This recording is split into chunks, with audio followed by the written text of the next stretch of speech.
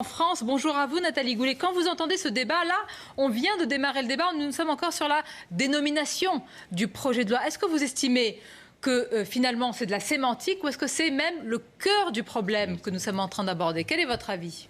Je l'ai pris en cours de route, mais enfin, le principe des respects de la République, ça me semble la base. J'aime mieux ça que le séparatisme.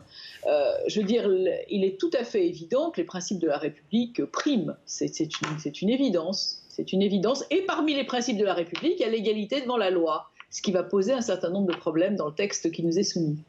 Mais quel est le vrai sujet selon vous? Parce que dans ce texte, il y a énormément de choses qui sont en place, qui vont venir être renforcées. Mais j'évoquais avec Philippe Doucet les sondages que nous avons depuis déjà un certain temps et malheureusement où on voit une partie de la jeunesse qui place, de manière d'ailleurs extrêmement, j'allais dire, hiérarchisée, les valeurs, en tous les cas la croyance religieuse, devant les valeurs de la République. Est-ce qu'un texte, quel qu'il soit, est-ce qu'un projet de loi, aussi renforcé soit-il, peut apporter une solution par rapport à cet énorme défi culturel, social, sociétal et politique?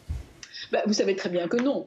Si vous voyez le nombre de textes qui ont été votés depuis Charlie, il y a quand même de quoi avoir le tournis. Le nombre de commissions d'enquête, le nombre de missions d'information, le nombre de rapports, et bien avant d'ailleurs, si vous regardez Kostka Kovar pour les prisons, ça fait 20 ans qu'il en parle, donc si vous voulez, tout ça a fait cocotte minute.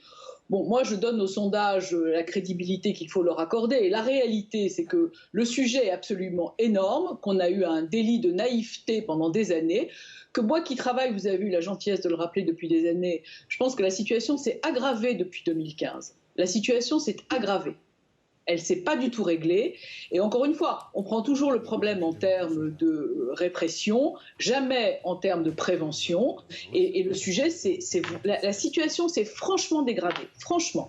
Mais quand vous dites délit, moi je note, hein, vous avez dit délit de naïveté. Hein, même pas la naïveté, c'est un délit de naïveté. C'est-à-dire aujourd'hui, quand certains dans la sphère politique, non pas qu'ils relativisent, mais se posent la question en disant que ce projet de loi est en train de stigmatiser, vous vous dites non.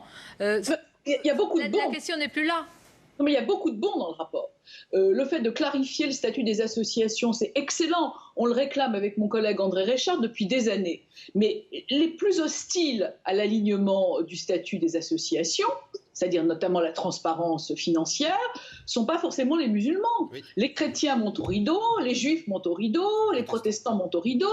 Bon, mais enfin, tout ce petit monde va devoir quand même réaliser que l'égalité devant la loi, c'est un principe républicain. Donc si vous appliquez des règles absolues, par exemple pour le financement des lieux de culte musulmans, notamment le financement étranger, eh ben, il va falloir que M. Poutine ramène son argent pour plus construire sa cathédrale. Alors vous me direz que les orthodoxes ne risquent pas de qui, de quoi, etc. Mais c'est la même chose. L'égalité devant la loi, c'est un principe absolu. D'accord. Mais Nathalie Goulet, moi je pense en priorité peut-être à M. Erdogan avant M. Poutine. Peut-être qu'il y a des priorités dans ce cas-là, dans l'entrisme islamiste.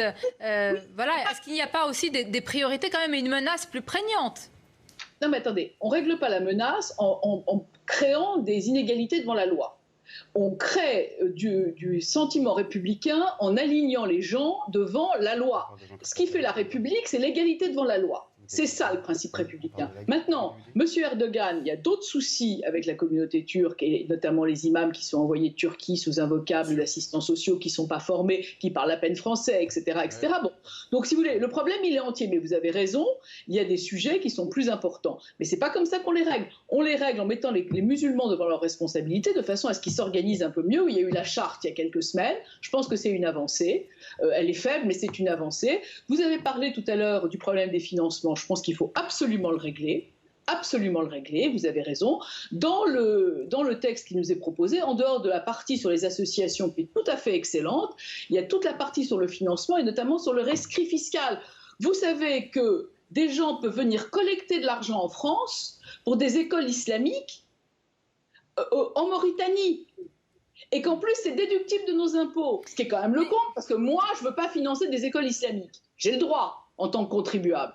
Donc tout ça devrait être réglé dans le texte qui nous est proposé. Donc je pense qu'il faut regarder ce texte avec beaucoup de circonspection. De toute façon, il est à l'Assemblée, il a 51 articles. Il va arriver chez nous avec une locomotive de plus. Bon, mais il y a des choses tout à fait excellente et qu'on réclame bien depuis sûr. Alors Nathalie Goulet, et vraiment c'est bien qu'il y ait des choses, évidemment, on a tous envie de participer et qu'on essaye de protéger au maximum, à la fois, comme on dit, mais ça a une vraie valeur de le dire, les valeurs de la République, et puis derrière, évidemment, les citoyens.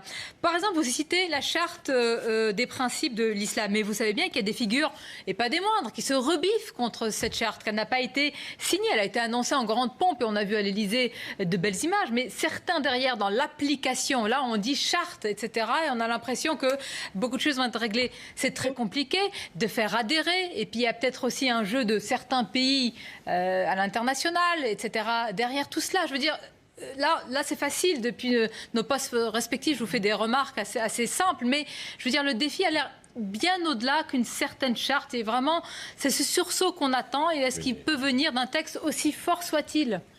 Il ne peut pas venir d'un texte aussi fort soit-il, mais si on arrêtait le déclaratif... Parce que la charte, c'est du déclaratif. Ben voilà.